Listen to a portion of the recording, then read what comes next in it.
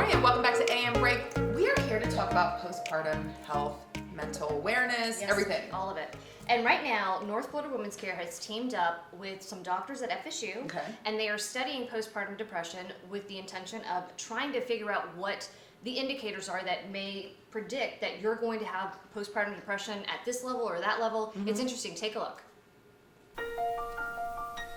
So in order to record brain activity, we have to monitor eye movements as well. That's one of the things that... My name is Greg Hychek. I'm a professor of biomedical sciences and psychology at Florida State University. I'm a clinical psychologist by training, so I have a PhD in clinical psychology, but in my lab we use neuroscience measures to try to understand anxiety and depression.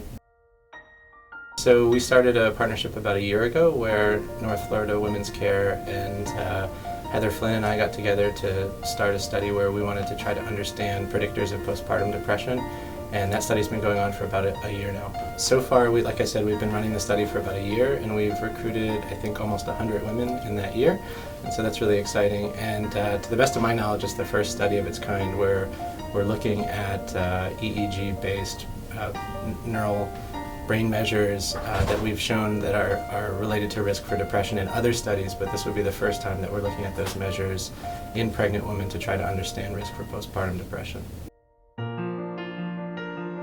We know about 1 in 6 women will struggle with depression, but we don't exactly know which of the women will become depressed. And so what we're trying to do is understand better biomarkers of risk. So if we could, at the end of the study, be able to say which women are more likely to become depressed so that we could do intervention and prevention efforts based on those markers of risk. And so what we could really use is women who are willing to participate in the study. And the study involves essentially 2 time points. One, while you're pregnant. That involves 1 visit at North Florida Women's Care.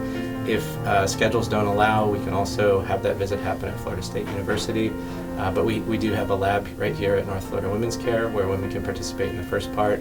That part would involve collecting EEG data, which involves wearing a mesh cap where we record brain activity. It's completely non-invasive, painless, and then women would also fill out some questionnaires and do a really brief interview about their history with depression and other anxiety conditions. And that takes under 90 minutes, so it's about an hour and a half to do that portion of the study. And then we would follow them up 6 weeks after giving birth and just do the questionnaires and a brief interview. And that can be done over the phone if it's more convenient. You know, I would just add that the only way that we can really understand these things is by people participating in research studies, and we think that this could be really successful as a way of identifying higher risk for postpartum depression. And again, they are still looking for participants who are patients at North Florida Women's Care. It's not a huge commitment, but what the research can develop could actually help women in the future. Right, and then also, you may have another child, and maybe you didn't have postpartum depression the first time, but you might the second. So again, they're trying to figure out how to predict it and therefore better help new moms as they have their little babies. Yeah, so we're excited to see how that progresses.